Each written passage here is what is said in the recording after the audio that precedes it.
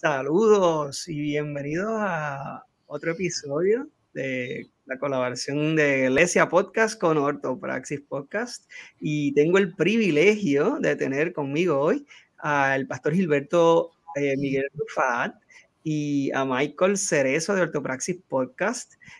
Y tenemos un episodio sumamente importante el día de hoy para discutir. Estamos muy contentos. No sé si quieren saludar por ahí, Michael, al público. Claro que sí, sí, y dejarle saber a la gente que nos ve o nos escucha de manera grabada que esto es parte de una serie que vamos a estar haciendo en colaboración, tanto Iglesia como Ortopraxis, habla acerca de la escatología, apocalipsis y demás.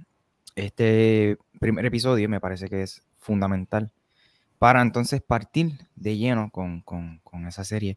Y para eso, pues nosotros nos acercamos a la gente que sabe, a los peritos. Los tribunales contratan peritos en X tema, pues para esclarecer entonces la situación o la demanda.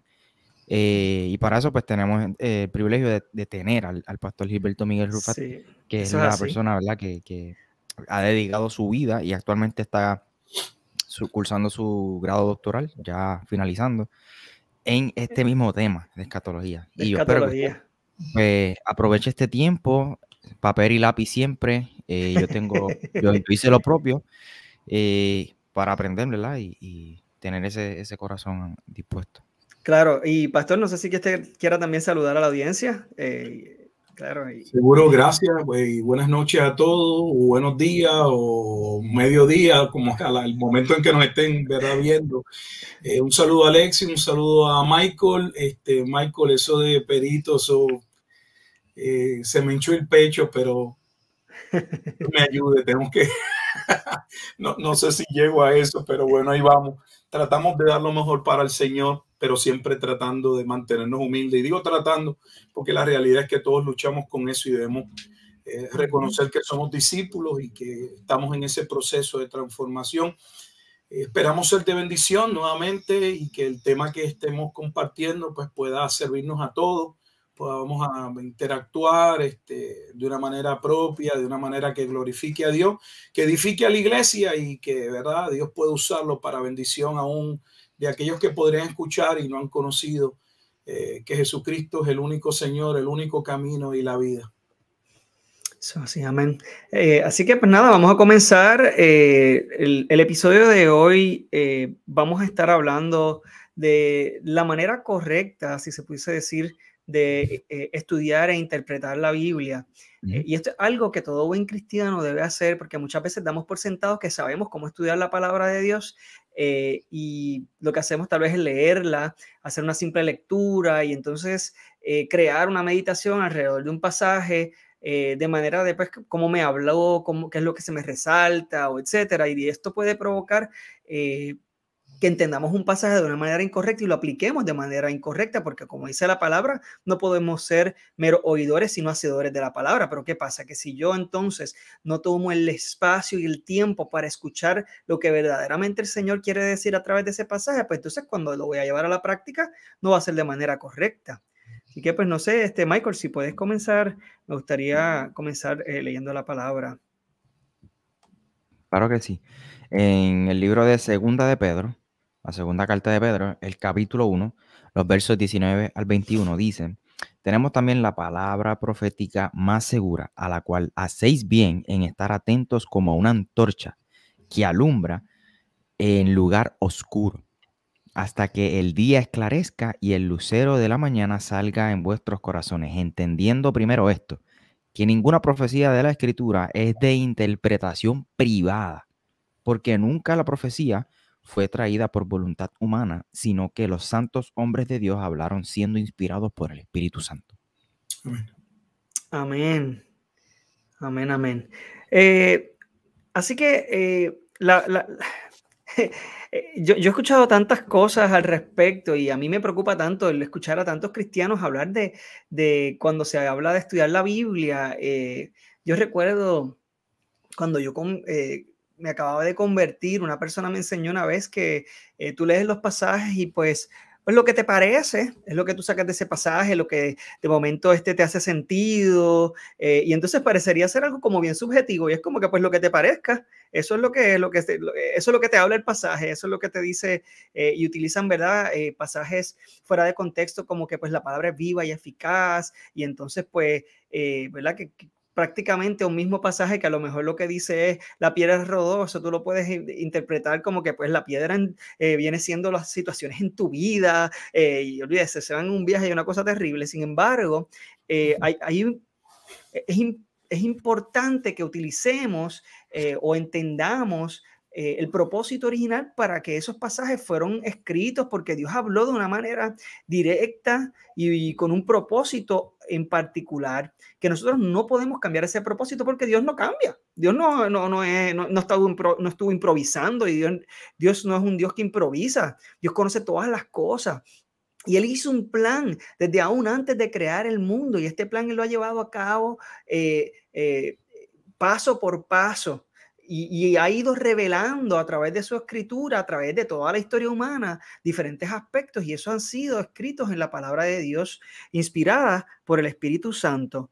Ahora, algunas de las consecuencias que yo veo de utilizar una interpretación privada de la palabra, pudiésemos decir que, por ejemplo, es traer el intercambiar un pasaje que es literal y hacerlo simbólico, o viceversa. Hay pasajes simbólicos que la gente, ¿verdad? Lo trae de manera literal. Estaba leyendo una vez un autor que estaba leyendo el libro de Apocalipsis, y cuando dice que sale Apolión, y que salen, ¿verdad? Estas bestias que son como que voladoras y qué sé yo, este autor estaba hablando que literalmente iban a salir estas bestias voladoras por la tierra, y un viaje que decía, Dios mío, esto está tremendo para una película de terror o de sci-fi. Sin embargo, hay que entender que cada libro de la Biblia, ¿verdad? Tiene su manera, tiene su estilo, tiene su género, y esto también es importante entenderlo antes de acercarnos a la palabra. Michael, no sé si quieres mencionar alguna de las otras consecuencias que está ahí, que tenemos ahí pautada. Manipular nuestra teología y práctica de manera conveniente, ¿no? Y tener pues una iglesia con una doctrina débil, pudiéramos decir hasta herética, y acoplada a la cultura popular. De hecho, uno de los ejemplos, leyendo un libro acerca de destrezas de interpretación bíblica, uno de los ejemplos que el autor colocaba en el libro, me gustó mucho, es puertorriqueño, era que un día la hija de él llegó de la escuela y le dijo, papi, la maestra me sacó por el techo hoy. Entonces él decía que si él escribía eso y 500 años después alguien lo leía, pues iban a pensar que los profesores eran unos maltratadores porque sacaban a los niños al techo a coger el sol, a coger clases. Y lo que la niña estaba diciendo era que la profesora o la maestra la hizo molestar.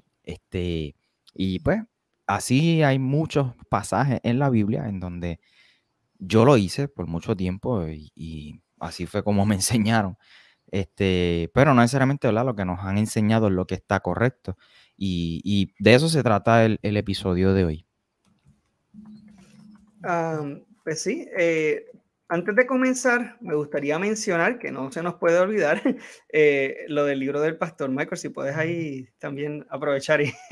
Claro, sí, que el propio pastor, que Miguel Rufat, escribió un libro acerca de esto, se llama Reglas de Interpretación Bíblica, ¿verdad? No me equivoco. Y obviamente hay varios formatos, pero el formato digital que está disponible en Amazon Kindle va a estar completamente gratis en los próximos 3 días. Usted está viendo este episodio, pues los próximos 3 días va a estar gratis, al menos en mi canal de YouTube y en el podcast. El enlace del libro va a estar en la descripción. Y si no, pues mire, si ya pasó el tiempo de gratuito, cómpralo porque no está muy caro y va a ser de sumamente barato. ayuda. Sí, es sumamente barato y realmente vale la pena. Reglas de interpretación bíblica, principios de hermenéutica, de Gilberto Miguel Rufat. Es sencillo, es directo al grano, y me parece que va a ser de mucha bendición para su vida. Sin embargo, hoy tenemos aquí al pastor. Pastor, de alguna manera sencilla, si usted pudiese explicar la diferencia entre exégesis y eisegesis. Bueno, voy a explicar eso, pero déjame empezar diciendo que la hermenéutica es resumida para algunos como la ciencia de la interpretación, otros la entienden como la búsqueda de significado o la manera en que debemos acercarnos al texto bíblico. Cuando nos acercamos a la palabra de Dios, debemos permitir que sea la escritura la que nos dé el significado, lo que vamos a comunicar, la enseñanza, la predicación, el mensaje que estemos dando, debe desprenderse de la intención original de los autores que fueron, ¿verdad?, usados por el Espíritu Santo para comunicar esa revelación, y no colocarle nuestras ideas, pensamientos, teorías, entre otras. Entonces es un reto porque por lo general no somos completamente objetivos y necesitamos a conciencia buscar ser objetivos, entender las formas y maneras en que debemos acercarnos nuevamente al texto bíblico para que de él se desprenda, de él emane la verdad. Eso es un exégesis. La exégesis lo que busca es que el texto, qué es lo que el texto dice, y lo que el texto dice es traerlo afuera, ¿verdad?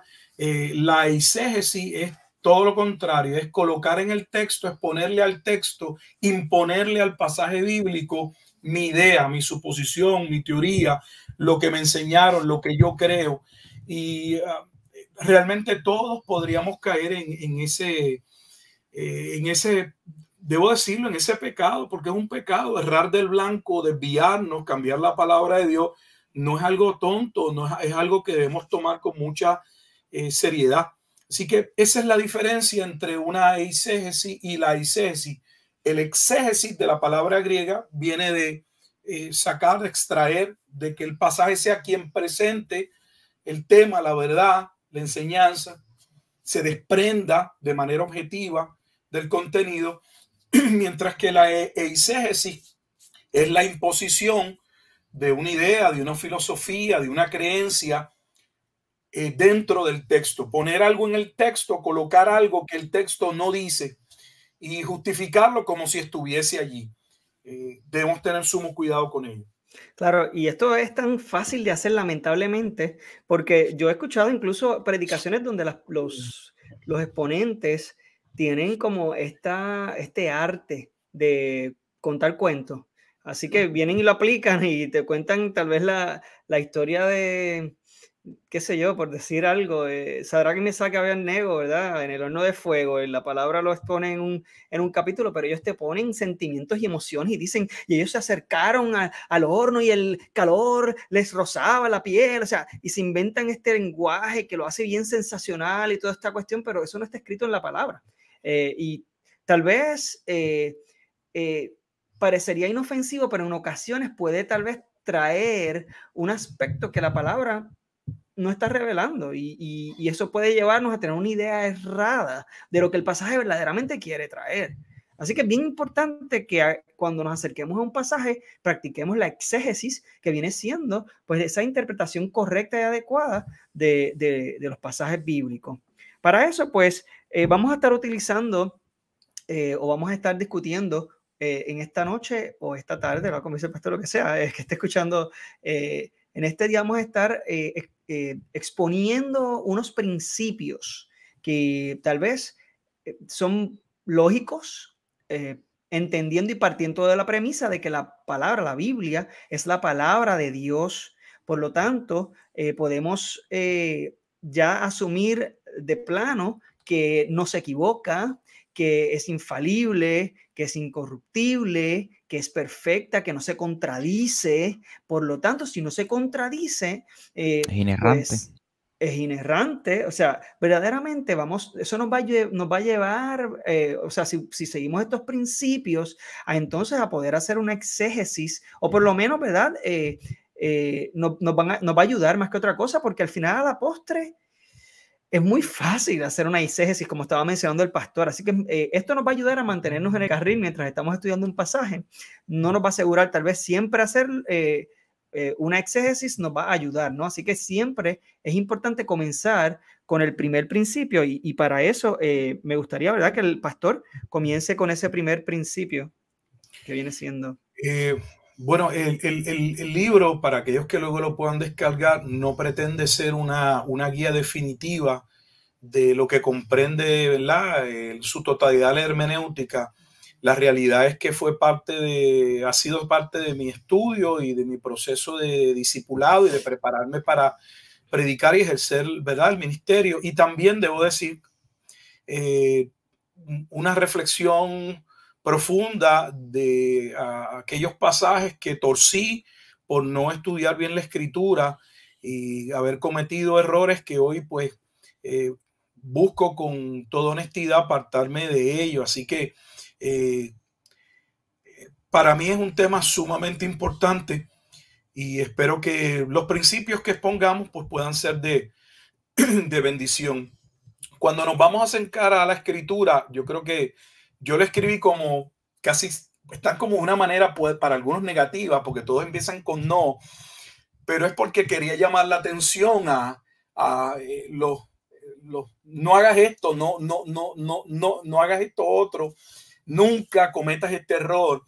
Y lo primero, el primer punto que debemos tener en consideración es que no interpretar nunca la Biblia como en nuestro propio juicio. Y lo que quiero decir con esto es que pensar que nosotros podemos acercarnos a la Biblia como cualquier otro libro. La Biblia no es cualquier otro libro, la Biblia es la palabra de Dios, divinamente inspirada, y para poderse entender, debe entenderse, como dice la Escritura, de manera espiritual. Por lo tanto, es importante que nos acerquemos a la lectura de la Biblia con reverencia, que nos acerquemos a la lectura de la Biblia en oración para solicitar que el mismo Espíritu Santo que inspiró a estos santos hombres a revelar ese consejo que Dios quiso constatar para que sirviera como brújula, como una antorcha, como bien llama Pedro, en un mundo de oscuridad, que nosotros solicitemos que el Espíritu Santo nos guíe en esa interpretación para, como decíamos, no imponerle al texto, no llevar al texto nuestras ideas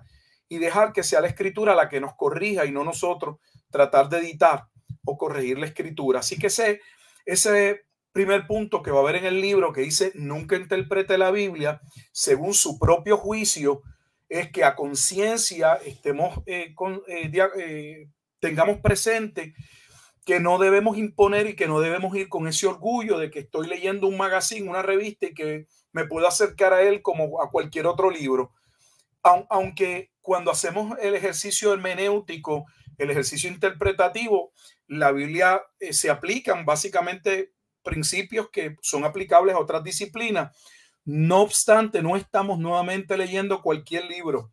No estamos viendo el pensamiento de una mente humana, estamos leyendo la palabra de Dios y necesitamos la guía y la dirección de Dios Espíritu Santo en ese proceso y tomarlo con esa seriedad. Eso es lo que implica ese primer punto.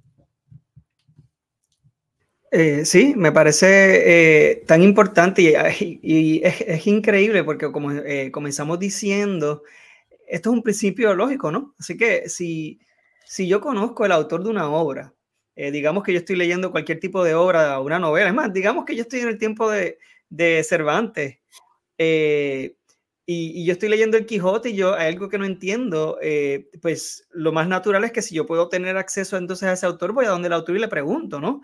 Así que si yo quiero entender la palabra de Dios, yo creo que parecería lógico, ¿no? Que realmente contar con la misma ayuda del Espíritu Santo, la misma persona de Dios que ayudó o que inspiró, mejor dicho, a estos hombres a escribir, a entonces ayudarme también a entenderla. Sí, muy bien. De hecho, una de las cosas que mi profesor de homilética decía mucho era que antes de uno estar sobre los codos, es decir, estudiando, leyendo, investigando, buscando diccionarios, libros de historias, etcétera, que más adelante vamos a compartir, que son herramientas útiles, tenemos que estar, antes de estar sobre los codos, debemos estar de rodillas. Y a eso ese es el primer punto que Wilfredo quiera enfatizar mucho y es acercarnos al autor de la Biblia, ¿no? El micrófono, Will. Chévere, que mucho me pasa también. El despiste. O sea, y esto, me fui totalmente. Es que a ti te gusta hablar así con el micrófono apagado. Eso es autorreflexión. Lo que estaba diciendo es que esto nos ayuda a mantenernos humildes. Al final, a la postre, si yo tengo que depender del Espíritu Santo y de Dios para poder entender su palabra, yo no puedo entonces atribuirme a mí mismo el que yo logro entender, el que yo logro hacer, el que yo logro hacer cualquier cosa relacionada a la palabra, porque al final a la postre la revelación es de Dios y nosotros somos meros instrumentos de parte de Dios, y la manera o la razón por la cual estamos aquí, por ejemplo, compartiendo esto con ustedes, no es porque nosotros seamos mayor que ustedes, sino porque hemos sido dirigidos por el Espíritu, y es importante que todos reconozcamos que no somos nada sin Él, y que cuando nos acercamos a su palabra, al final también nosotros tenemos que entender que no podemos venir con nuestras propias ideas, que tenemos que borrar tal vez cualquier preconcepción cuando nos acercamos a un pasaje, porque el pasaje nos va a hablar y nos va a decir lo que necesitamos saber de por sí. No tenemos que inventarnos que si los pelos se le pararon a Daniel cuando tuvo sus revelaciones, etcétera. O sea, no tenemos que inventarnos nada, porque la palabra dice lo que necesitamos saber de tal o más cual relato. Y así me quiero mover entonces al segundo punto, que viene siendo la manera tal vez correcta de interpretar la Biblia. Y pastor, esto es un principio de hermenéutica que me parece bastante... Lamentablemente hay muchas personas que ignoran este principio, y por eso se inventan muchas loqueras. Si nos puede compartir ese próximo punto. Bueno, el segundo punto dentro del libro es: nunca interprete la Biblia fuera de la Biblia. Este es el pilar de lo que era la Reforma Protestante en el principio de la sola Escritura. La autoridad para interpretar la Escritura se desprende de la propia Escritura. Es lo que también se conoce como el principio de la analogía de la fe. Dejemos que los propios pasajes, los libros, muestren, ¿verdad?, las correlaciones. Los pasajes oscuros se han interpretado a la luz de aquellos pasajes claros, y podamos ver esa revelación que se va dando de manera progresiva hasta tener su cumplimiento total en la persona de Jesucristo. Así que nunca debemos interpretar la Escritura fuera de la Escritura. Llevemos, si estamos estudiando el tema que estamos estudiando, la doctrina que estemos estudiando, esa doctrina, esa interpretación que vayamos a sacar, debe desprenderse de pasajes que con claridad aborden ese tema. Nuevamente, no imponiendo lo que nosotros pensamos o creemos. Y ese es el segundo punto a considerar. El significado de la Escritura lo da la Escritura. Claro, gracias, pastor. Y realmente yo he visto a personas inventarse tantas explicaciones de ciertos versículos porque no lo pueden entender tal vez en su contexto, en el momento en que lo están leyendo en un pasaje. Sin embargo, la Biblia completa está cuidadosamente por el mismo Señor, ha sido dictada y ha sido inspirada de una manera que a pesar de que los libros y las cartas de la Biblia fueron escritos en tiempos totalmente distintos, bajo circunstancias muy distintas, por personas que de por sí también eran muy distintas, tienen una coherencia y guardan esa coherencia de manera cuidadosa y específica, lo cual, si tal o más cual autor no fue tal vez tan claro con este tema o pasaje, podemos ir a otro autor que tal vez hable del mismo tema de una forma más clara, y esto nos va a ayudar a que no tengamos que inventarnos nada de ese pasaje o a tratar de buscar la explicación fuera de la misma Biblia para tratar de meterle lo que me caiga, lo que me sea chévere. Entonces, si de esa manera, pues mira, pues tal pasaje, pues no sé, no explica muy bien esto, pero entonces yo digo que fulano de tal me dice que es que eso se trata de los extraterrestres o se trata de los otros, y realmente la palabra no habla de extraterrestres, no habla de ovni, no habla de nada de eso de una manera directa por lo menos, y de indirecta tampoco lo he visto, pero bueno, lo que quiero decir, ¿verdad?, es que tenemos que tener cuidado con las herramientas que utilizamos de afuera. Eso no quiere decir que no podamos utilizar herramientas externas, tal vez para poder ampliar nuestro conocimiento. Por ejemplo, hablábamos fuera del aire acerca de, por ejemplo, los libros de Flavio Josefo, quienes se han utilizado mucho para poder entender un contexto y un marco de ciertos aspectos de la historia judía. Fue un historiador que no fue cristiano, era judío, pero ¿verdad? Denota o explica unos aspectos históricos que nos pueden ayudar a complementar lo que de por sí ya está escrito en la palabra, pero son aspectos y son hechos históricos, eso no cambia. O sea, los hechos históricos son hechos históricos, lo que pasó, pasó. Y esto es algo que puede ayudarnos a enriquecer nuestra experiencia de la lectura y el estudio de la palabra. De igual manera, también diccionarios bíblicos que nos pueden ayudar a entender conceptos y tratar de entender, ¿verdad? Palabras tal vez en su original que nos ayudarían a entender la etimología o el origen de ciertas palabras. Y eso. Michael, no sé si quieres comentar algo al respecto. Sí que normalmente cuando nosotros hacemos algún tipo de predicación, por lo menos ahora me dirijo hacia los comunicadores, a los predicadores. A veces cuando queremos preparar algún mensaje, pues visitamos rápido algún comentario y no estamos diciendo que no se usen, incluso es bueno también, ¿verdad? Pero cuando el pastor hace el hincapié de que usemos la misma Biblia para interpretar la Biblia, y quitarnos los lentes, ¿no? Para acercarnos a la Biblia sin ideas preconcebidas y no imponerle al texto, sino que el texto me hable a mí, y lo cual es sumamente difícil, el pastor mismo lo dijo al principio.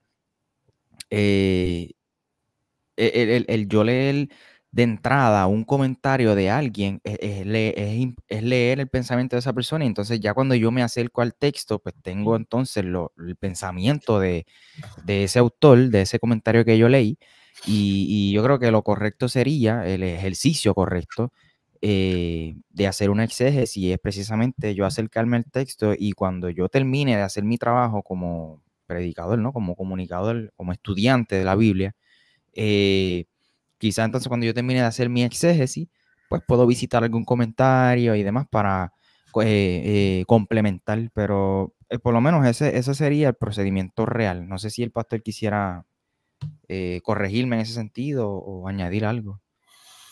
Bueno, yo en mi caso particular, los comentarios los tiendo a usar cuando hay un pasaje difícil y tengo, ¿verdad?, algunos nombres de comentaristas que a mi consideración en el tiempo que llevo, creo que son personas serias, y entonces veo cómo ellos han interpretado, cuál es el ejercicio, a qué resultado han llegado para yo comparar el resultado que yo obtuve en mi interpretación. Pero le huyo a usar comentarios bíblicos solo como, ¿verdad?, tomándolos como base para la predicación, y lamentablemente eso es lo que hace la mayoría. La mayoría lo que tiene es un autor favorito o varios y toman el comentario bíblico de su autor favorito, toman nota y luego se paran en el púlpito a decir lo que dice su autor favorito. Eso no es un ejercicio interpretativo. De hecho, no es un ejercicio ni tan siquiera honesto, porque uno realmente lo que está es dando la conclusión de otro, y todavía se hace peor o no es correcto cuando entonces ni tan siquiera se es honesto y se le da crédito a la persona que estamos, ¿verdad?, de la que proviene el pensamiento o la cita, porque sería plagio.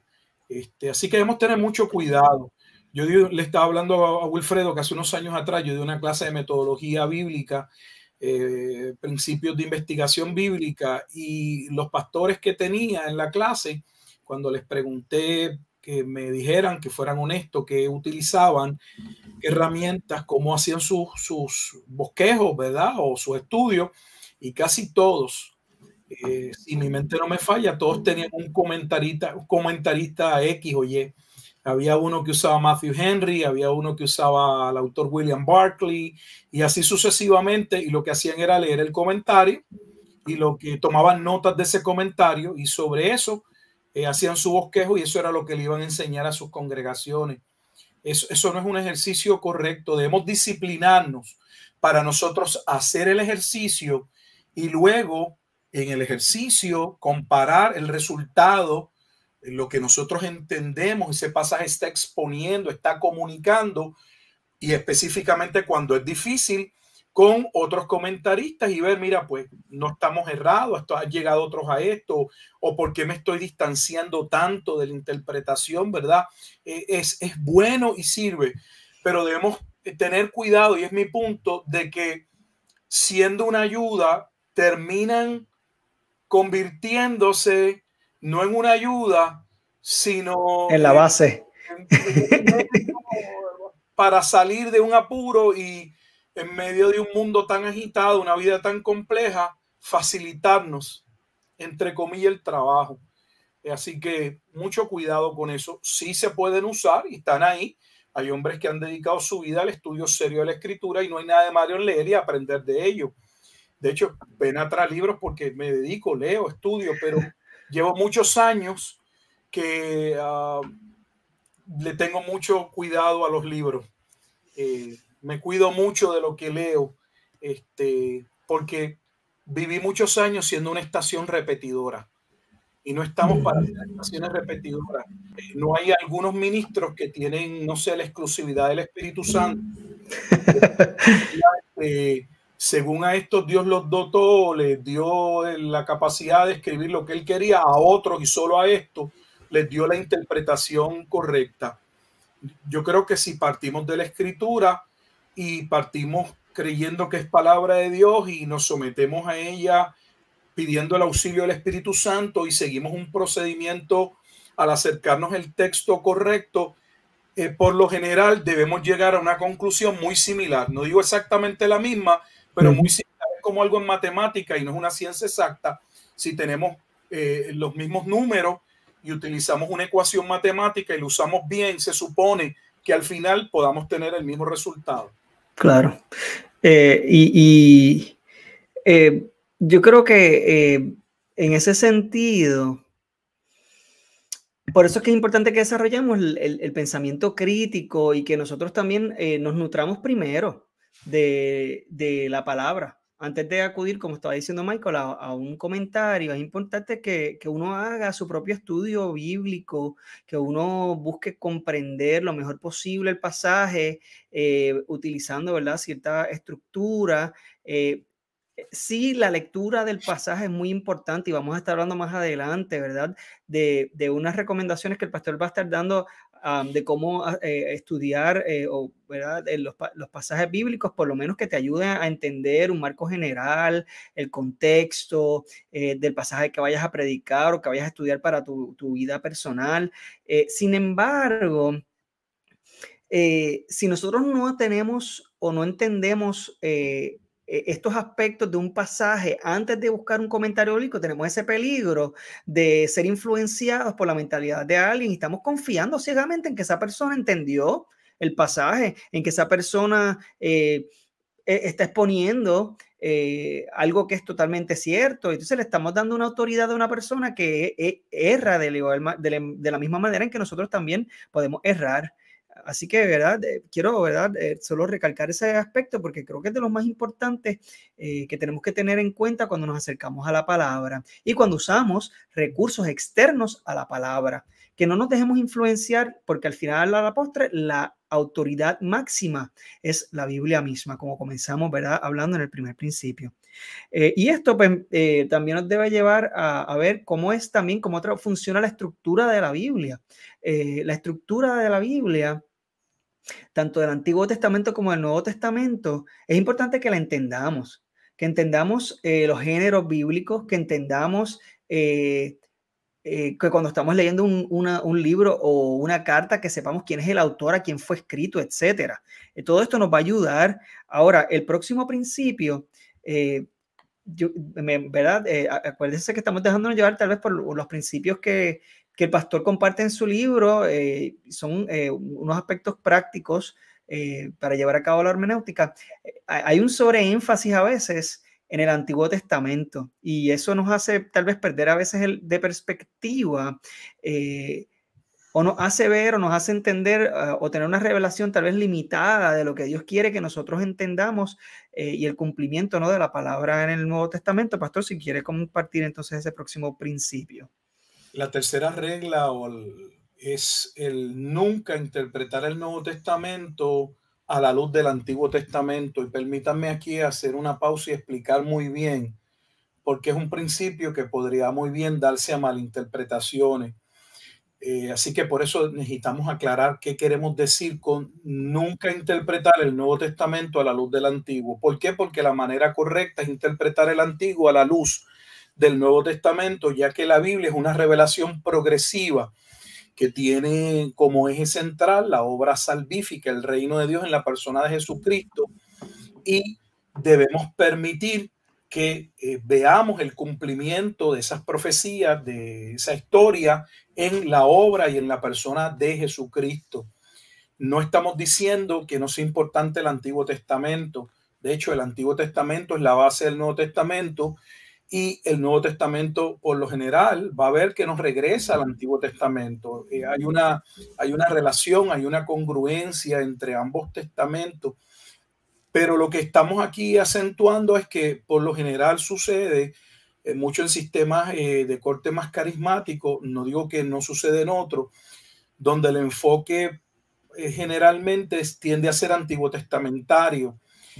A veces hay un sobreénfasis porque es más fácil, son historias, es más fácil comentar o destacar o traer la historia de David y Goliat y acentuar, mira, fue y tomó unas piedras y pidió en oración poder levantarse en el nombre del Señor y pelear con aquel gigante que, por ejemplo, pues, no sé, interpretar Filipenses 2:5, allá pues en vosotros, este sentir que hubo en Cristo Jesús, ¿a qué se refiere? ¿Qué es este sentir? Es mucho más complejo porque estamos hablando de conceptos teológicos que deben ser entendidos, y para comunicarlos no necesariamente es tan sencillo o es fácil al hacerlo. Así que la revelación es una progresiva, el Antiguo Testamento es la base del Nuevo, la explicación de la obra del Antiguo Testamento está en el Nuevo Testamento, y debemos ver el Antiguo a la luz del Nuevo y no de manera contraria, que es lamentablemente lo que se tiende a hacer. Gracias, pastor. Sí, de hecho, muchos de los errores que yo he visto tal vez en doctrinas, en muchas iglesias, que son errores crasos, vienen por este sobreénfasis.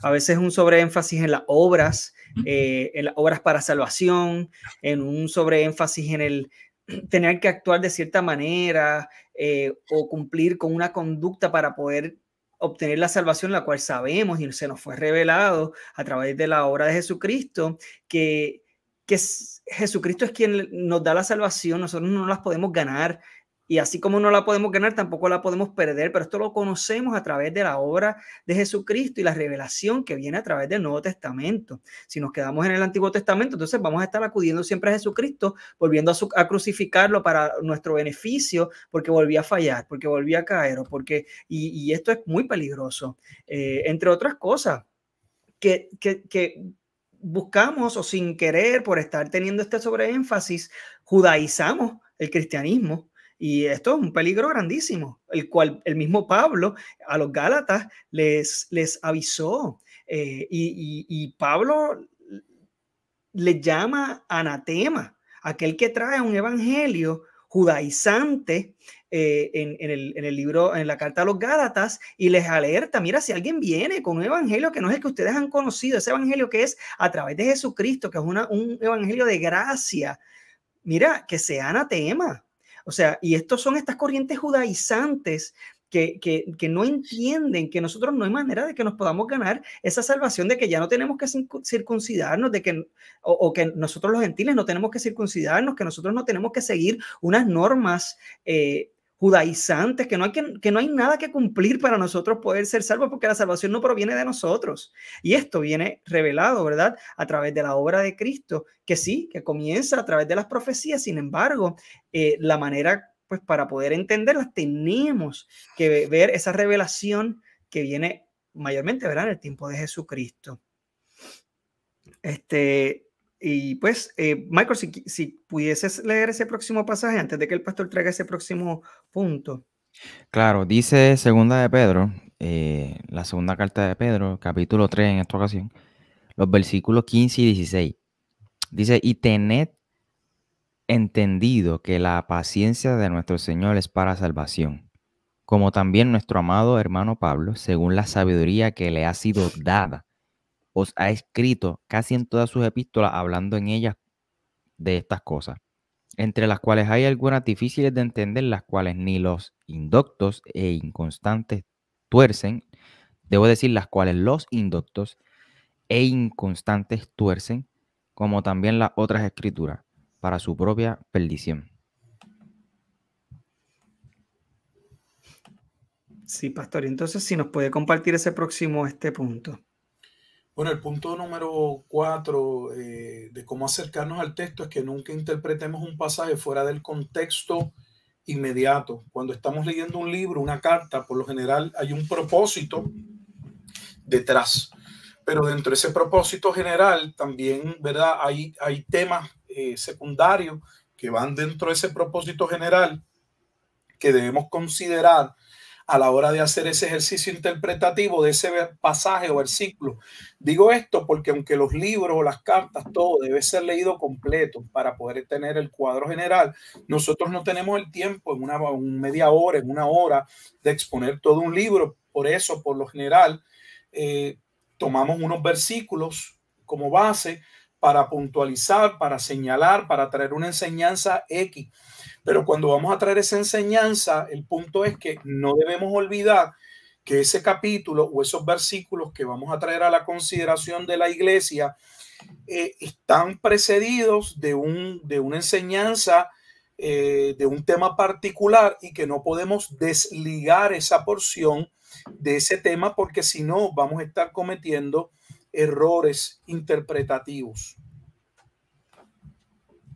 Sí, definitivamente. Así que por eso es que hemos hecho un énfasis en que es importante que cuando nos acercamos al texto entendamos a quién fue escrito, porque fue escrito también. Es importante también ver este tipo de cosas, y usualmente con la lectura completa de ese libro, esa carta, vamos a entender precisamente muchas veces el contexto. De hecho, vamos a conocer el contexto a través de eso. Primero, que el autor, si conocemos quién escribió el libro, eso nos ayuda a ver cuál es el tiempo más o menos en el que se escribió ese libro o esa carta, y con saber ese tiempo podemos saber qué aspectos históricos estaban ocurriendo alrededor de ese pasaje cuando se escribió. ¿Por qué? Porque estos pasajes y estos libros y estas cartas fueron escritos para un público en particular y tenían un propósito en particular, y esto no lo podemos ignorar cuando nos acercamos a esos pasajes, porque de esa manera vamos a perder el punto que Dios reveló en esos pasajes. Así que es importante que tomemos en cuenta que cuando nos acercamos a ese pasaje tenemos que entender su contexto histórico, tenemos que saber a quién fue escrito, por qué fue escrito, y ese contexto también que gira alrededor de ese pasaje. Michael, no sé si quieres comentar algo al respecto. Básicamente, no, enfatizar lo mismo que has dicho, y el pastor también, pues, nunca interpretar o ignorar el contexto del libro que se está leyendo, el contexto histórico, el público que va dirigido el libro, las personas que están implicadas en la situación, ¿no?, expresadas en esa carta o en ese libro. Y algo importante, entender el significado original de ese libro y entonces después aplicarlo acá a nosotros, no al revés, tal como lo compartiste. Nada más, yo creo que está bastante condensado. Gracias. Entonces, nada, el próximo punto viene siendo, ¿verdad? Que nunca especule la interpretación de un pasaje más allá de lo que fue expresado en el mismo. Si nos puede explicar eso, pastor. Bueno, simple y sencillamente que lo que nosotros necesitamos saber está en la Escritura. Si hay algo que no está en la Biblia, no hay que inventarlo. Hay una fascinación muchas veces por querer conocer lo que la Biblia no dice, mientras lo que dice no lo estudiamos. Me parece a mí una contradicción que hay personas que están buscando una revelación X o Y, que alguien les dé X o Y mensaje, pero tenemos 66 libros en la escritura. Les preguntas qué dice Zacarías o Malaquías, cuál es el mensaje del libro de Oseas, y a lo mejor puede ser que te interpreten como si estuviese hablando lengua porque ni saben que es un libro de la Biblia. Sin embargo, les gustaría que alguien les diga otro mensaje. Cuando estamos estudiando la Biblia, lo que Dios quiere comunicar, lo que necesitamos, es lo que Dios ha revelado. Pero también cuando nos acercamos a un pasaje, a un tema particular, donde ese pasaje termina, donde pone el punto, nosotros no debemos continuar, porque entonces empezamos en especulaciones que no contribuyen en nada. Dios no necesita que adornemos el pasaje ni que lo clarifiquemos para nadie, porque la palabra de Dios es poderosa, suficientemente poderosa para llamar a aquellos que Él determinó a salvación. El Evangelio es poder de Dios para salvación. Si la Biblia aborda un tema y lo deja ahí, aunque nos gustaría, porque somos seres que somos curiosos, pero no debemos permitir, no debemos dar paso a que nuestra curiosidad le imponga el pasaje o lleve al pasaje a un nivel o a decir cosas que el pasaje no dice o no aborda. Donde la Biblia habla, estamos llamados a hablar. Donde la Biblia calla, debemos callar. Amén. Definitivamente. Me gustaría ir al siguiente punto, que viene siendo: es importante considerar los pasajes y referencias paralelas al interpretar un pasaje. Y esto, pastor, ¿a qué verdad se referiría este punto? Bueno, lo que estamos diciendo es, por ejemplo, que cuando estamos estudiando el Nuevo Testamento y estamos leyendo los evangelios, tenemos 4 relatos de 4 evangelistas sobre, ¿verdad?, la vida, obra y ministerio de Jesús. Y es importante el considerar esos relatos.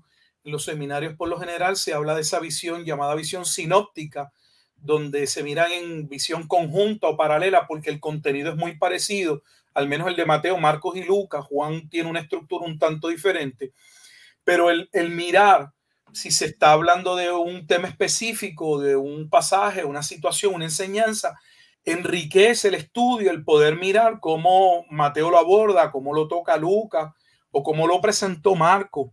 Esa parte es importante. Con las referencias o las alusiones, nos referimos a que los traductores de la escritura constataron en diferentes pasajes, pusieron una nota, una marca, que lo que nos lleva es a entender o a que podamos nosotros comprender que esa porción de la escritura que se está comentando pudiera estar en labios de Jesús, guarda relación o está explicada, o ese tema comenzó en el Antiguo Testamento y se nos hace ese enlace, y debemos ir para tomar constancia de lo que se dijo antes. Esa es precisamente la razón por la que el libro de Apocalipsis sigue siendo un libro hermético para muchos. ¿Por qué?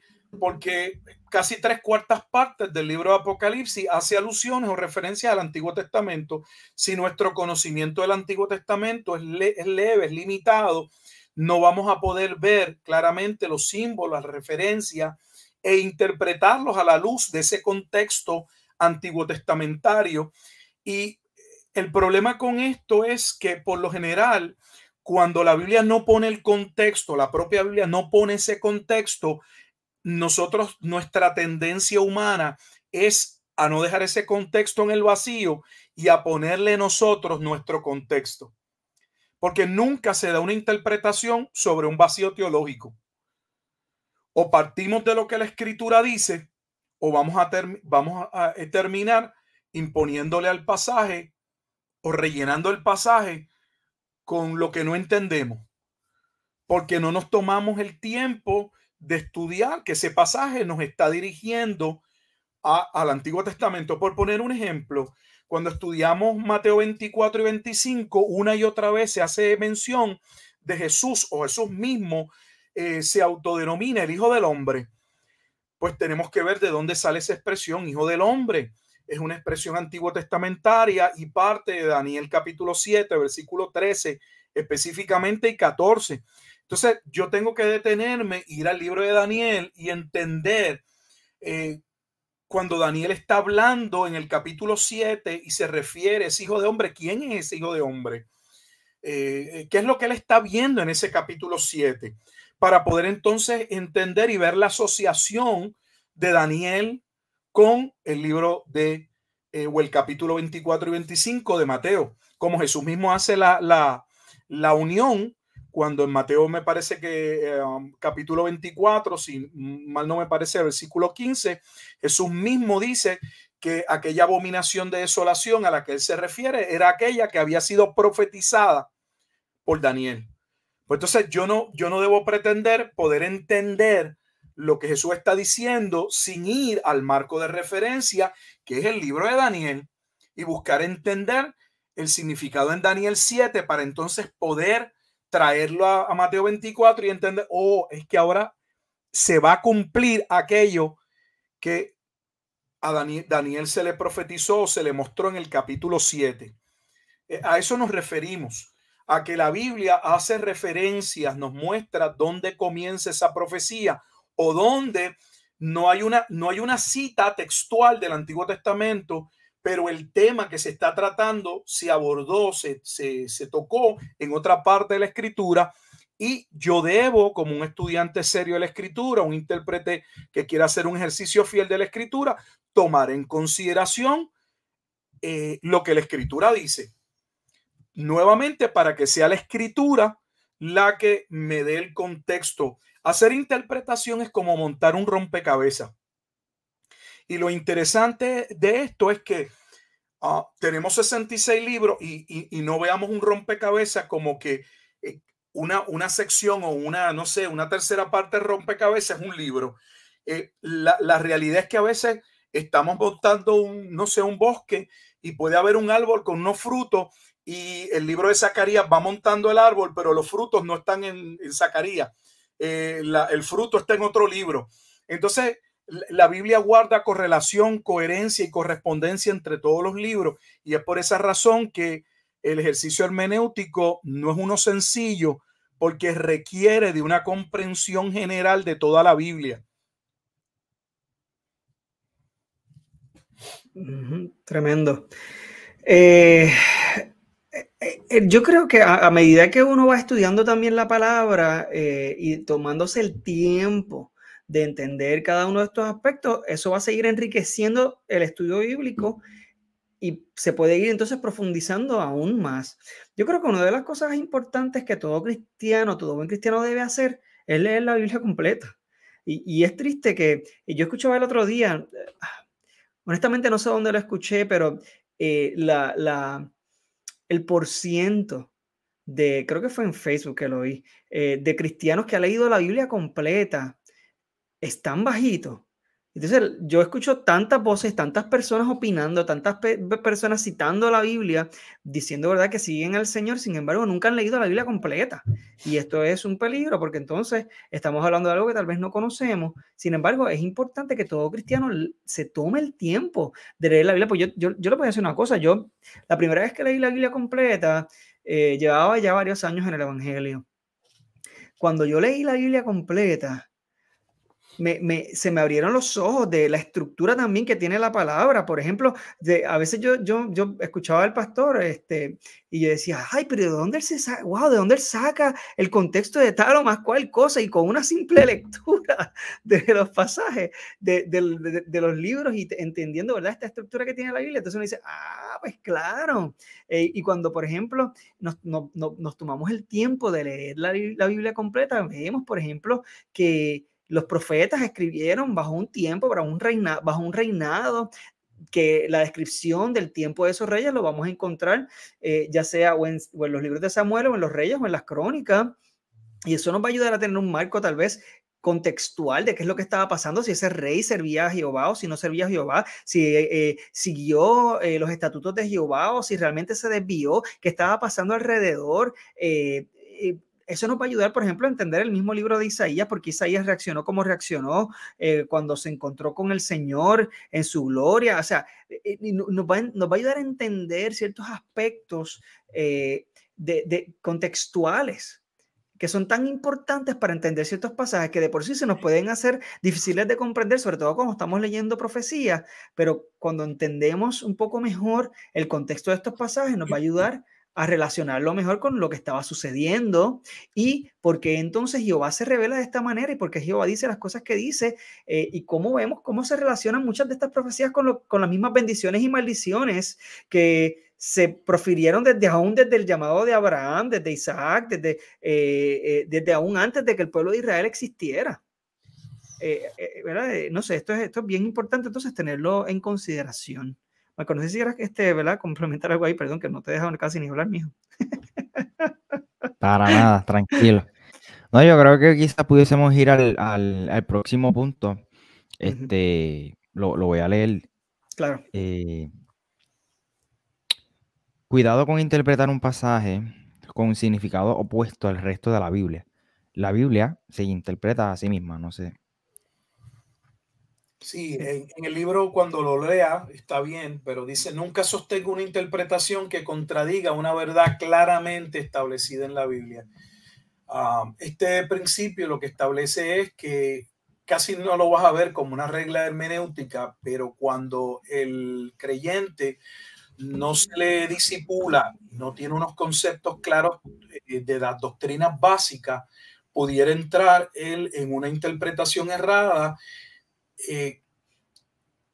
que no habría razón de llegar ahí si él tuviera claro primero las líneas que no van a permitir que se salga esas líneas o ese carril que conduce el proceso interpretativo, son las doctrinas.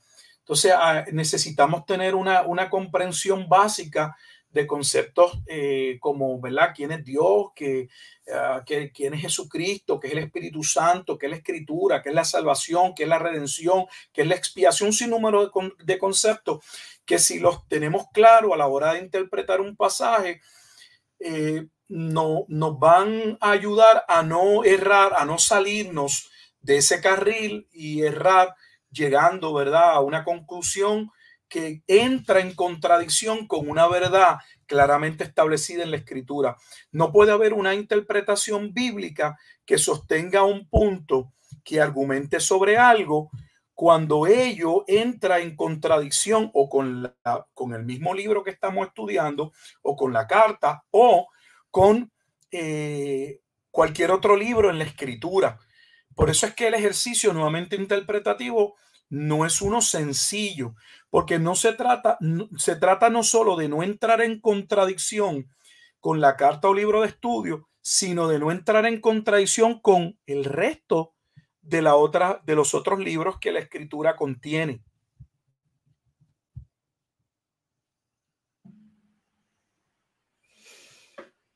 Sí, cierto. Totalmente de acuerdo. Incluso que a veces pensamos que, ok, resolví esto, pero entonces me encuentro con todo este otro problema porque lo que estoy tratando de resolver quizá en este libro o en este pasaje contradice todo lo que viene diciendo el resto de la Biblia, que yo creo que es algo que se ve mucho, lamentablemente. Sí. Perdóname, Michael, que te interrumpa, yo creo que es importante que hagamos hincapié en que primero nosotros como líderes somos responsables de prepararnos antes de llegar a una congregación. Yo me acuerdo que cuando yo me criaba, aún de pequeño, y cuando también le entregué mi vida a Cristo, yo recuerdo que los pastores en el ambiente donde yo me convertí, que fue en las iglesias bautistas del sur, tenían que ser personas ordenadas, con un testimonio, con una preparación. Y yo he notado que a través de los años, tal vez por diferentes razones, ha aumentado la cantidad de pastores que son autodenominados pastores a sí mismos.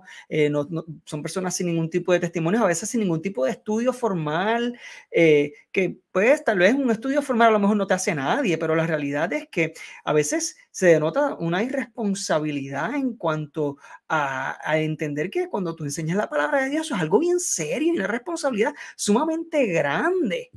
¿Y qué pasa? Que entonces esto se refleja también en las congregaciones, porque en las congregaciones tenemos unos huecos horribles en términos de discipulado, en donde lo que nos interesa es tener un sistema capitalista en el cual los números es lo más que importa.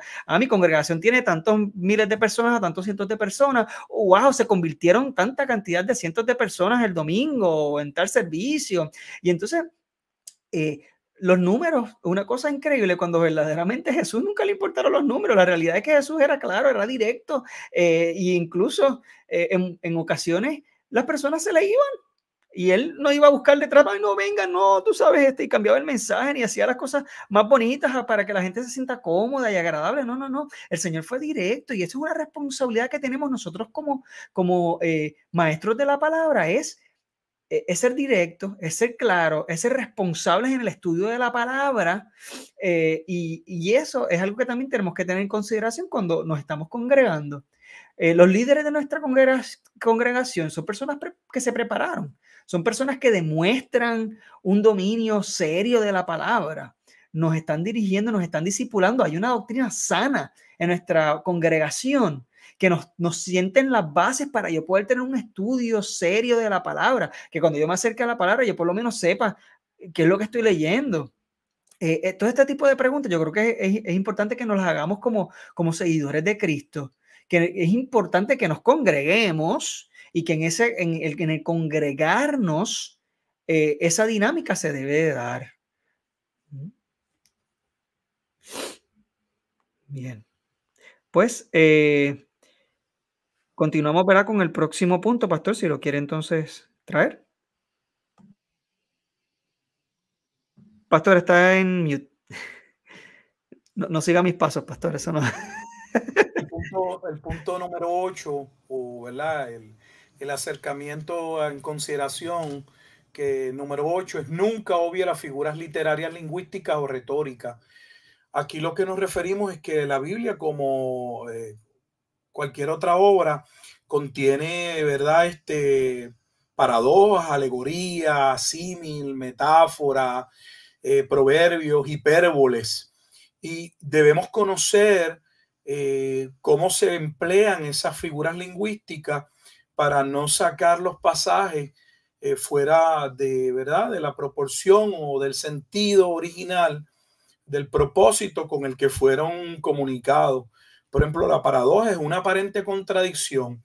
Debemos poder saber la diferencia, por ejemplo, entre una alegoría y una parábola, porque aunque en ambas, por ejemplo, hay una historia corta o larga del diario vivir, del conocimiento del pueblo, que tiene un mensaje en general, pero por ejemplo en la alegoría los diferentes componentes de esa figura pueden tener un significado particular, como la alegoría que se presenta en Gálatas capítulo 4 con relación a las dos mujeres que le dieron a Abraham hijos al principio. Y se habla de una alegoría, así que debemos entender esta figura a modo de poder entender lo que estamos interpretando. Por ejemplo, hace poco tenemos un llamado teólogo, ¿verdad? Yo no sé si él lo es, pero donde él había hecho un ejercicio interpretativo y expuso la segunda venida de Jesucristo sobre la base de una parábola. Eso, con toda honestidad, eso llora, porque las parábolas vienen a ser la ilustración de un mensaje que se ha comunicado. No podemos llevar la parábola más allá. Todo el cuadro, una parábola corta o larga, el propósito de la parábola es resaltar la idea, un punto principal, y no podemos salirnos de ello. Entonces, usar una parábola para alocadamente dar fechas y entrar en especulaciones no es correcto, y eso muestra desconocimiento de la persona que está haciendo ese ejercicio, porque ese no es el propósito de las parábolas, por ejemplo. Por eso es que es importante conocer que como en cualquier otro género, cualquier otra lectura, debo decir, que tiene diferentes géneros lingüísticos, debemos conocerlo para entender. Por ejemplo, ustedes mencionaron ahorita el profesor que habló de que si la hija hablaba de que su profesor la sacaba por el techo, nadie va a poder entender eso. ¿Por qué? Porque es una expresión muy particular, posiblemente de un pueblo, de una región. Y si yo no entiendo esa particularidad, yo voy a darle un significado que yo quiero. O la mente por lo general funciona haciendo asociaciones, buscando algo que yo conozco, que me parece, y así no debemos hacerlo. La Biblia como literatura, en ella tenemos todas esas figuras lingüísticas o retóricas, debemos buscar conocerlas. Por ejemplo, el uso del poema hebreo es muy diferente al tipo de poema que nosotros, por ejemplo, por lo general estamos acostumbrados a un tipo de poema, ¿verdad? Que rime. Esa no es la estructura de la poesía hebrea. Es muy diferente. A veces la primera cláusula se hace de manera general y en la segunda, lejos de una rima, entonces se puntualiza una verdad, se clarifica el punto de arriba. Entonces necesitamos nuevamente conocer esas figuras lingüísticas o retóricas del lenguaje a modo de no errar y entender una parábola como una parábola, un símil como un símil, una paradoja como una paradoja, y así entre otras, y no estar inventando, que es lo que lamentablemente es la orden del día. Lamentablemente. Incluso, pudiésemos decir, pastor, por ejemplo, proverbios, salmos, ¿verdad? Que no se pueden tomar como literal, específicamente no salmo. Sí, que son cánticos y eso también tienen claro, y hay aspectos que sí son, o sea, siguen siendo importantísimos, siguen siendo también claros en algunos aspectos también, y sí, lo importante es conocer, ¿no? El estilo, que es lo que estamos leyendo, los salmos, ¿verdad? Eran cánticos también, y pues, pero poder leerlos como tal, y pues, cuando entendemos el género literario, como dice el pastor, de hecho, la poesía hebrea es parecida también a la poesía épica, que es como también cuenta una historia, tiene una estructura muy distinta a lo que de verdad se conoce hoy en día como poesía, tal vez de manera popular principalmente. Sí, pastor, si puede continuar entonces con el próximo punto. Sí, el punto número 9, nunca interprete un pasaje sin considerar su relación y cumplimiento en Cristo. Este punto, lo que estamos señalando, lo que queremos aquí presentar es que la escritura, que es progresiva, tiene como centro la obra salvífica de Dios en la persona de Jesucristo. Por lo tanto, cuando estamos leyendo lo que estemos leyendo, el libro que estemos leyendo, la carta que estemos leyendo, tenemos que preguntarnos, eso que estamos leyendo, esa enseñanza, ¿qué relación tiene con esa obra de Cristo? ¿Qué comunica? ¿Hay alguna figura, alguna tipología aquí? ¿Hay algo directo? Entonces debemos todo verlo a la luz de Jesucristo, de esa obra de Dios en Cristo. Esto es sumamente para mí importante, porque si no, terminamos muchas veces, pasa mucho en el Antiguo Testamento, solo usando un pasaje para sacar una aplicación moral sobre un punto en particular, cuando realmente todo tiende a la obra de Cristo. No en todo se ve de la misma manera clara, pero debemos una vez más ver cómo esa obra, cómo ese pasaje, por ejemplo, voy a poner un ejemplo. Estamos leyendo en el Antiguo Testamento cómo Moisés es llamado por Dios para llevar el pueblo hacia la tierra prometida. Más allá de ver el pasaje en términos de a qué edad Dios llamó a Moisés, qué tiempo pasó en el desierto, cuáles fueron las situaciones o los retos que tuvo Moisés con relación a impedimentos, al pueblo, a la cantidad de personas que eran muchos para él solo y bla, bla, bla. Ver, Moisés representa a quién, la obra que Moisés está haciendo.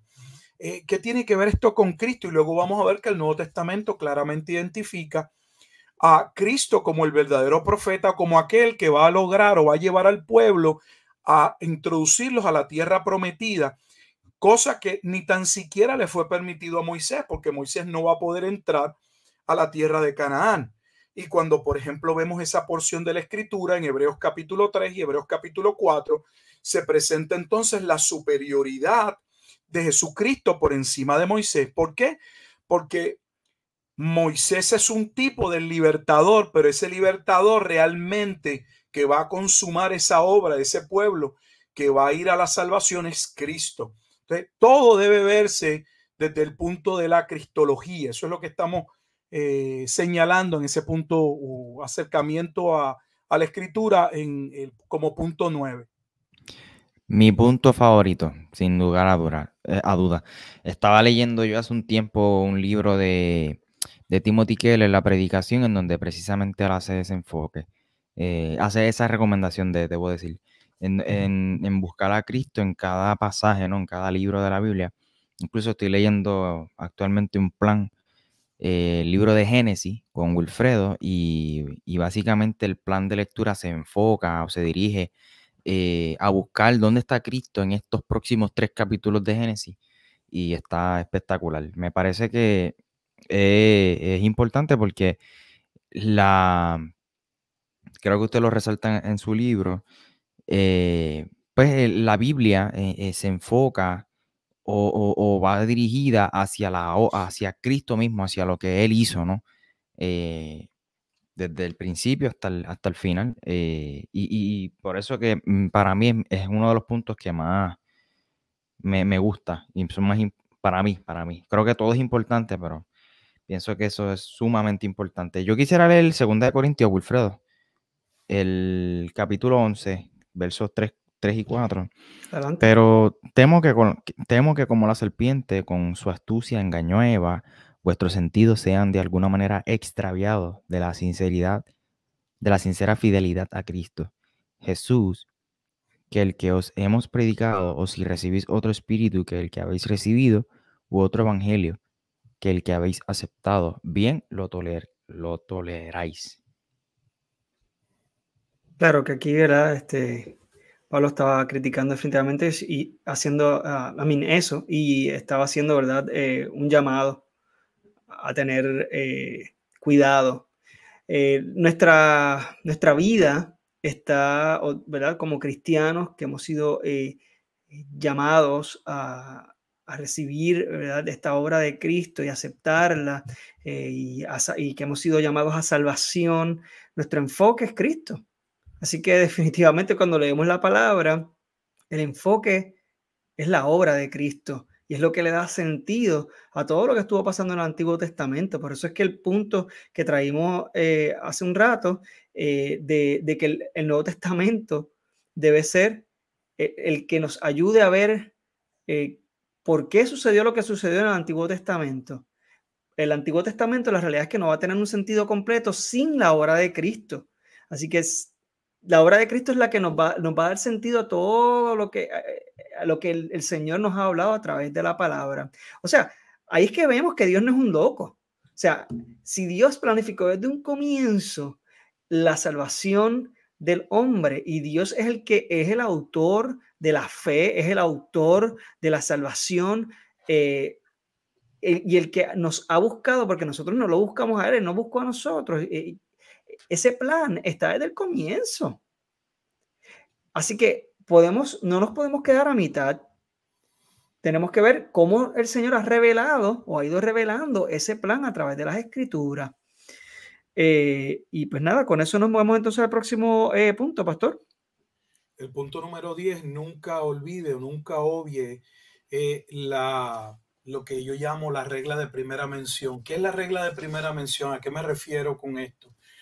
Por ejemplo, cuando estamos estudiando a alguna palabra o estamos estudiando alguna frase que llama nuestra atención, es importante ver dónde por primera vez se habló de ello. Es como, ¿verdad?, la etimología de una palabra y la raíz, ir al principio cuando por primera vez o en un momento determinado cómo esa palabra se estaba utilizando, con qué connotación, con qué significado. Por poner un ejemplo, cuando estamos leyendo el libro de Job, se habla de los hijos de Dios. Y cuando se habla de los hijos de Dios allí, se está hablando de los ángeles. Entonces es importante ver cuando la escritura habla sobre algún particular, ver dónde posiblemente está la primera mención y cuál fue el significado. ¿Por qué? Porque, por ejemplo, si el libro de Job es considerado por algunos como posiblemente un libro, no en el sentido del orden en el que nosotros lo tenemos en la escritura, sino posiblemente uno de los primeros libros en términos del momento en que posiblemente fue escrito, porque recordemos que aunque el libro de Génesis, y explico esto porque alguien podría pensar que lo que estoy diciendo no es correcto, aunque el libro de Génesis habla del origen de la creación, ese libro, esa revelación de lo que sucedió en el principio, lo va a recibir Moisés mucho tiempo después. O sea, lo va a recibir luego de ser llamado por Dios a sacar al pueblo de Egipto. O sea, él no está allí, él no vivió aquello. Él se le está revelando el origen del principio. Y cuando, por ejemplo, en Génesis capítulo 6 se habla de que los hijos de Dios tuvieron contacto con las hijas de los hombres, hay algunas personas que, por ejemplo, yendo a la regla de primera mención, le digo para que usted pueda saber por qué algunos llegan a esa conclusión, si entienden que la primera vez que los hijos de Dios mencionados en la escritura guarda relación o podría hacer relación con los ángeles, podrían concluir entonces que esos hijos de Dios a los que se refiere no eran descendientes de Seth, sino que habían sido ángeles que habían entrado en contacto con mujeres, que es una interpretación que algunos sostienen y que de hecho aún los judíos, esa es su interpretación. Si van a Antigüedades de los Judíos de Flavio Josefo, que recoge, es básicamente un comentario desde el libro de Génesis, la interpretación de lo que sucede en Génesis 6, rabínica, porque Josefo era un rabino, era un rabí, era que habían sido ángeles. Y cómo llega ahí nuevamente usando ese principio de primera mención, entre otras cosas. Así que cuando estamos estudiando un libro y nos acercamos a una palabra, un término, es importante ver cómo esa palabra se viene usando en esa carta o en esa epístola. Nos ayuda mucho porque cuando estamos buscando, por ejemplo, una palabra en griego puede tener 20 significados, 10 significados. Entonces, ¿cómo escogemos, cómo sabemos cuál es el significado que en ese pasaje particular tiene? Pues el contexto y la manera en que el autor viene usando esa expresión es importante. Por ejemplo, si estamos ubicados en, no sé, en una carta y tenemos un interlineal griego-español con codificación Strong, podemos apuntar o marcar la codificación, el número Strong, y pedirle a ese programa que nos diga dentro de esa carta cuando por primera vez se menciona. O sea, queremos ver esa palabra, cómo se usó, cómo se ha venido usando en los 12 capítulos, 16 capítulos que tiene. No sé, si estuviera usted en la carta a los Corintios o usted está leyendo, no sé, el Evangelio de Juan, tiene 21 capítulos. Cómo Juan utiliza esa palabra dentro de esos 21 capítulos. Cómo inicia. Y entonces no solamente cómo inicia, sino cómo mantiene, cuál es el significado que le viene dando. Déjeme darle otro ejemplo para que lo entiendan. Por ejemplo, cuando estamos en el área de la escatología, muchas veces hay una gran discusión sobre cuál es el significado de la palabra generación. En Mateo 24:34, cuando Jesús dice esta generación, pues es importante ver dentro de Mateo cómo Mateo viene utilizando esa expresión generación dentro de ese evangelio, porque la primera mención no se da en Mateo 24:34. Entonces, cuando vamos viendo todos los usos, eso nos ayuda a ser más certeros o a poder justificar por qué entendemos que esta es la palabra que se debería estar utilizando en la traducción y no esta. ¿Ves? Entonces, eso es importante, y específicamente cuando estamos trabajando sobre un pasaje que es de difícil interpretación, porque quiero decirlo, y lo he dicho en otras ocasiones y lo volveré a decir, hay algunas personas que se creen que con saber griego, con eso interpretan la escritura. Mire, eso es tan ridículo como decir que porque Shakespeare era un experto en inglés, usted le puede dar cualquier versión en inglés y él la podría leer y él la entiende la Biblia porque él dominaba el lenguaje. Dominar el lenguaje no significa que usted va a poder entender el contenido de la escritura. Eso no es lo que significa. Ahora, claro que sí nos ayuda cuando estamos en un pasaje oscuro, difícil, lo vamos leyendo y nos preguntamos o estamos viendo una comparación de traducciones y nos preguntamos por qué este pasaje, esta versión traduce este versículo de tal manera. Pues ahí es importante para percatarnos si es que ha habido un cambio que está justificado o no, porque a veces los cambios sí están justificados solo en el sentido del propósito con el que se traduce. Me explico. Muchas personas no les gusta la versión Reina Valera porque la Reina Valera del 60 específicamente tiende a ser una traducción un tanto más guardando el significado original, y entonces es mucho más difícil hacer una interpretación literal que una interpretación donde el autor primero entiende lo que se quiere decir, pero sabiendo que su audiencia posiblemente no entiende ese término, cambia las palabras, pero no las cambia mal. No es que está añadiéndole a la escritura, es que está contextualizando esas palabras a la audiencia que ahora tenemos de frente. Por ejemplo, Pablo utiliza la palabra y dice, después de haber yo sido un heraldo. Pues mira, hoy muchas personas no saben qué es un heraldo. El heraldo era aquel que llevaba el edicto, la proclamación del rey, iba a la plaza y abría, ¿verdad?, el rollo y decía el rey decreta. Pero muchas personas hoy posiblemente no entiendan ese concepto, y puede haber no sé, una casa que está trabajando, ¿verdad?, una Biblia, y dice, pues la traducción dice, yo creo que no sería correcto usar la palabra heraldo, aunque esa fuera la forma original en que se comunicó. ¿Y por qué? Porque pues, si le dejo heraldo, nadie va a entender, o son muy pocos los que van a entender.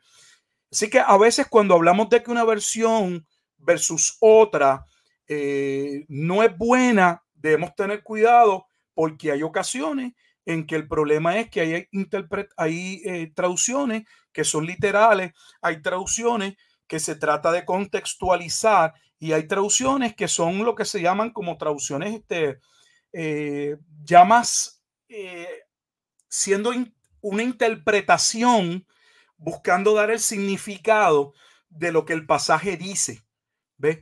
A no ser que nosotros podamos demostrar que lo que esa Biblia en su traducción está haciendo es cambiar todo el significado, no podemos decir que esa Biblia tiene un error. Entonces, ¿cómo podemos saber todas estas cosas? Bueno, yendo a la regla de primera mención, y en este caso sería viendo cómo un autor ha venido usando una expresión dentro de un libro o de una carta. ¿Ves? Porque si de momento nosotros vamos a cambiarle el significado y decir, fíjate, lo viene usando de esta manera, pero en este pasaje específicamente no lo traduzco de esta forma, yo tengo que justificar porque en ese pasaje específico ese autor ya no está haciendo uso de esa palabra con ese significado. ¿Qué pasaría en Mateo 24? Porque cuando Jesús viene hablando de generación, todas las ocasiones en que Jesús usa la palabra generación denota la población, las personas que él tiene las que están allí con él, nunca una generación futura. Si yo voy a ir a Mateo 24:34 y decir que eso es una generación futura, tengo que explicar por qué entonces ahí hay un cambio, porque aún lingüísticamente Jesús está hablando de aquella generación, de esa generación, de mi generación, porque yo quiero hacer un cambio a una generación futura. Entonces tengo que justificar cómo doy un salto a lo alto 2000 años después, cuando ese no es el uso que ese autor viene haciendo en esa carta o epístola. Salvaje. En el sentido de que brutal, tú sabes.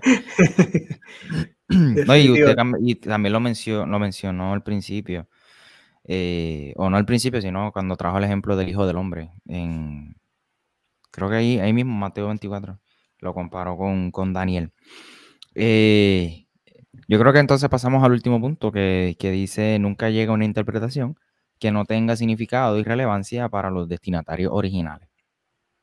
Ese punto es también vital. Todos son muy importantes, pero cuando hacemos un ejercicio interpretativo, esa carta, ese libro, tiene obviamente un autor y tiene unos destinatarios, tiene unas personas a las que se les está escribiendo.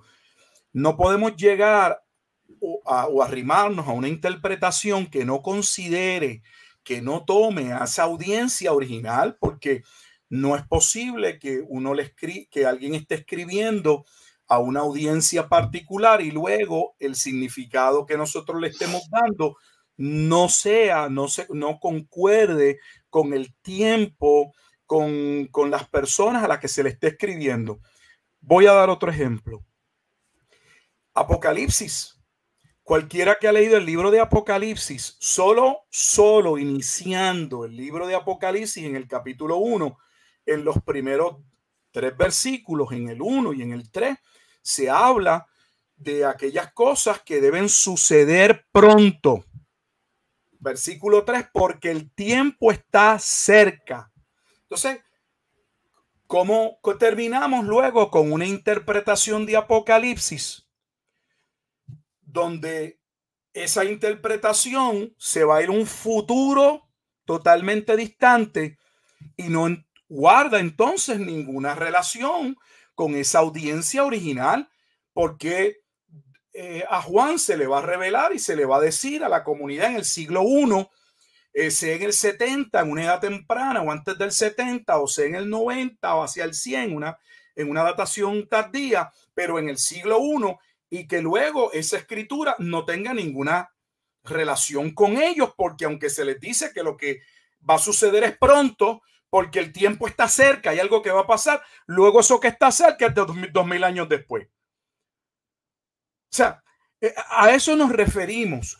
No puede haber un ejercicio interpretativo de buscar el significado que no, si no guarda relación con esa audiencia original, si esa interpretación no está marcada dentro del contexto, y con esto no estamos diciendo que se tenga que limitar el cumplimiento del escrito solo dentro del tiempo en el que se está escribiendo, porque tenemos el caso del Antiguo Testamento, donde tenemos un sinnúmero de libros, donde claramente hay unos capítulos que se aborda un tema específico dentro de un rey X o Y, pero posteriormente se habla de una profecía, pero el contenido del propio capítulo nos muestra, nos señala, nos deja ver que lo que se está diciendo en ese momento dado habría de acontecer en un futuro. ¿Ves? Puede haber un libro que en un momento dado se haga referencia a algo como una profecía hacia un futuro, pero tiene que estar justificado. Pablo no puede estar escribiéndole a una comunidad, no sé, en el año 40 y tanto a los corintios o a los gálatas, y luego nosotros terminar con una interpretación que no tiene nada que ver con los gálatas en esa fecha, en ese año. No es correcto. Toda interpretación tiene que tener un significado, tiene que tener relevancia para la audiencia original. Si no lo tiene, hay sospecha de que la interpretación no es correcta.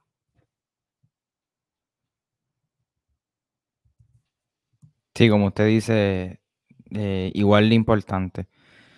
Y bueno, habiendo mencionado todos estos puntos, importante que los los traemos, ¿verdad? Del libro del pastor Gilberto Miguel Rufat, el cual recordamos que está disponible totalmente gratis en formato digital, Amazon Kindle, por los próximos 3 días, y el enlace está en la descripción. Quisiera hacer quizás un resumen del resumen del resumen de lo que hemos hablado. Pero primero, que es bien importante que cuando vayamos a estudiar la palabra de Dios, consideremos el contexto histórico, los destinatarios y a su mensaje original. Pues que nunca debemos añadirle al texto algo que no dice, y pues usar siempre el principio de que la Biblia se interpreta a sí misma. Y cada uno de los puntos que el pastor ha compartido. Pero antes de que Wilfredo continúe, yo quisiera terminar con el texto de Colosenses 2, 8 al 10, donde dice: mirad que nadie os engañe por medio de filosofías y huecas sutilezas, según las tradiciones de los hombres, conforme a los rudimentos del mundo, y no según Cristo. Porque en él habita corporalmente toda la plenitud de la deidad, y vosotros estáis completos en él, que es la cabeza de todo principado y potestad. Bueno. Nada, yo realmente no tengo mucho que agregar ni nada. Lo que sí me gustaría es que el pastor entonces, vamos, yo soy un cristiano que tiene una base, ¿verdad? Que me ha dado, ¿verdad?, la formación de mis líderes y el discipulado que he tomado. Y quiero estudiar la palabra. ¿Qué me recomienda entonces de cómo yo pueda entonces, de manera práctica, me siento? Oye, quiero estudiar este pasaje, digamos, por dar un ejemplo hipotético, quiero estudiar los dones del Espíritu como aparecen en 1 Corintios 12 y en el 14, digamos. ¿Qué me recomienda, pastor? Bueno, cuando vamos a estudiar cualquier libro, uno de los problemas que tenemos es que no queremos leer.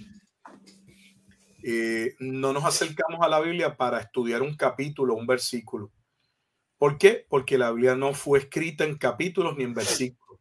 Los libros deben ser considerados en su totalidad. Eso significa que a modo de poder entender una particularidad de un libro, debemos primero entender el contexto general, y para ello hay que tomarse el tiempo de leer el libro. Si uno quiere estudiar, por ejemplo, 1 Corintios capítulo 12, lo primero que deberíamos darnos el tiempo es de leer la carta a los Corintios en varias ocasiones. Mi recomendación cuando se lee un libro es que la primera vez se trate de leer y se busque el tiempo para leerlo corrido, si es posible, y que en una segunda ocasión usted tome algo en lo que usted pueda tomar nota, y entonces esa segunda lectura usted solo se detenga a anotar conceptos, términos o palabras que pueden ser en el mismo idioma que usted no conoce, para que cuando usted finalice esa segunda lectura, usted busque un diccionario teológico, busque un diccionario de lenguaje y usted diga, pues, mira, aquí dice la expiación. Yo no sé qué es la expiación. Aquí habla de la redención, pero ¿qué es la redención? Y usted entonces se toma el tiempo de buscar todos esos términos o palabras, conceptos que usted no entendió, porque entonces cuando le dé la tercera lectura, luego de haber dado una primera, dar una segunda y clarificar conceptos, cuando lee una tercera vez, ya esa lectura que parecía oscura o difícil comienza a aclararse. Ese es el principio de comenzar a hacer un estudio. Todavía no hemos entrado a buscar con calma quién es el autor, a quién escribe, más o menos en qué fecha, pero es lo mínimo que podemos hacer. El problema que tenemos es que la mayoría de las personas hoy, aún pastores, ellos lo que quieren es, por ejemplo, ir a Mateo 24:34, por poner esta generación, y ellos quieren leer ese capítulo, ese versículo, y con ello ya poder entenderlo todo. No funciona de esa manera. De hecho, la mayoría comete el error, ya que estoy mencionando ese capítulo y sé que posterior vamos a hablar de Mateo 24 y 25, de comenzar en Mateo 24, porque el tema del juicio y la destrucción de Jerusalén no inicia en Mateo 24. Los pasajes más relevantes sobre el juicio que vendría comienzan en el capítulo 21, porque básicamente toda la enseñanza de esa última semana del ministerio de Jesús en Mateo 24 está dirigida a señalar aquel juicio que vendría contra Jerusalén, comenzando con el momento de la entrada triunfal, donde Jesús, mientras cabalga en el pollino y mira y considera la ciudad de Jerusalén, viendo lo que va a suceder, llora sobre ella. ¿Ve?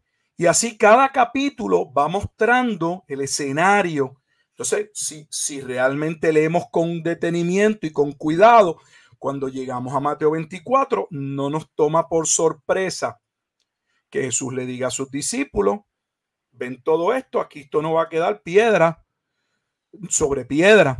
¿Por qué? Porque el propio libro de Mateo, el propio evangelio, viene hablándonos de ese juicio. Entonces debemos tomarnos el tiempo. Lo menos que podemos hacer cuando queremos comenzar un estudio serio es darnos el tiempo de leer con cuidado la escritura. Y aunque al principio lo que yo estoy diciendo toma tiempo, luego no nos va a tomar tanto tiempo. ¿Por qué? Porque los conceptos, como las palabras que ya van enriqueciendo nuestro vocabulario, o esos conceptos que ya entendemos, cuando leemos otro libro no tenemos que volver a buscarlos. Es como cuando usted está leyendo algo en otro idioma y su conocimiento, como en mi caso el inglés, no es mucho y hay palabras que yo no entiendo. Yo no puedo continuar la lectura presumiendo de que puede ser que signifique esto. Yo tengo que pararme a hacer uso de un diccionario para ver qué significa esa palabra dentro de esa oración. Y aunque ahí me tomo el tiempo y tengo que parar y tengo que buscar un diccionario, cuando más adelante vuelva a ver la oración o esa palabra, ya no voy a tener problema porque ya yo aprendí ese término. Entonces enriquece nuestro vocabulario, amplía nuestro conocimiento, pero si ni tan siquiera podemos darnos el tiempo de la escritura, es muy difícil que podamos entrar en un ejercicio correcto. Para mí, dos cosas vitales son leer la escritura con mucho detenimiento y segundo, acercarnos al texto con reverencia. Es la palabra de Dios, no es una revista, no es un magazine, no es un libro escrito por hombre, y entendiendo que es palabra de Dios, no para mi conocimiento, sino palabra sobre la cual yo debo vivir y por la cual yo seré juzgado. Con humildad yo debo acercarme a Dios y pedirle: Dios, yo necesito que tú me ayudes y me des entendimiento para yo comprender tu bendita palabra. Para que aquello que señale yo tenga la capacidad por tu espíritu de arrepentirme. Que aquello que yo tenga que cambiar, porque tu palabra claramente señala que hay algo que yo he creído, que estoy haciendo, que es contrario, yo pueda cambiarlo. Entonces necesitamos ese acercamiento a la escritura desde el comienzo de que es palabra de Dios, desde que yo soy un mero mortal acercándome a la palabra de Dios, así como todo el proceso que hemos descrito, que no es el único ni son las únicas reglas, pero son reglas que nos ayudan a tomar con seriedad el ejercicio interpretativo, porque queremos nosotros primero arribar a la verdad antes de buscar aplicarla. Porque uno de los horrores que vemos hoy es que queremos brincar a la aplicación. Una verdad puede tener múltiples aplicaciones. Se puede aplicar a la familia de esta manera, puedo aplicar esta verdad a mi trabajo, puedo aplicarla al escenario de verdad de mi vida en comunidad, pero tiene un significado. Yo primero tengo que descubrir ese significado y luego puedo entonces entrar a la aplicación, pero no puedo saltar a lo alto el ejercicio de conocer esa verdad que está comunicando la escritura y querer por avanzar llegar solo a la aplicación, que es lo que debo hacer, lo que no debo hacer, lo que debería comenzar a hacer, entre otras, con mi vida. Amén. Así que lo más importante, ¿verdad? Para cerrar, es que cuando nos acerquemos a estudiar la palabra, hagamos una exégesis, ¿verdad? Que es estudiar e interpretar la palabra utilizando la palabra misma, conociendo y entendiendo que es la palabra de Dios, que no se equivoca, que no se contradice y que viene siendo la fuente de toda verdad y la autoridad máxima para entender cualquier aspecto de nuestra vida y el plan perfecto de Dios. Les agradezco mucho por su sintonía, le agradezco al pastor que nos ha provisto este tiempo y nos ha bendecido con su conocimiento, y les recordamos nuevamente, busque el libro Reglas de Interpretación Bíblica, Principios de Hermenéutica, por el pastor Gilberto Miguel Rufat, que ¿verdad? Lo ha puesto gratis como un regalo durante estos próximos 3 días. Aproveche. Si no, si se pierde, pues como dijo Michael, ¿verdad? Y se lo olviden estos 3 días, bájalo. De todas maneras, es bastante baratito y es bien corto, es bien fácil de leer, pero muy, muy, muy práctico. ¿Okay? Y ahí va a encontrar también algunos ejemplos en algunos de los principios que hemos discutido hoy, que le va a ser también de bendición a usted. Michael. Así es, y sin nada más que agregar, yo quiero invitar a que usted también, de paso, pase por el canal de YouTube del pastor Gilberto Miguel Rufat, lo consiga a sí mismo, para que también pues disfrute de todo el contenido que él tiene allí enriquecedor. Y pues por supuesto a Wilfredo, a Alexis, lo consigas como Iglesia Podcast, iba a decir Ortopraxis, Iglesia Podcast en Instagram y Facebook, y en YouTube también como Iglesia, Iglesia. Y a este servidor, pues, Michael J. Cerezo en todas las redes sociales. Mi canal de YouTube, Michael Cerezo, y entonces mi podcast, Ortopraxis, en tu plataforma favorita. Y con esto, pues, cerramos entonces este primer episodio de esta gran serie. Y gracias nuevamente al pastor por el tiempo y por todo lo que comparte con nosotros y con la audiencia.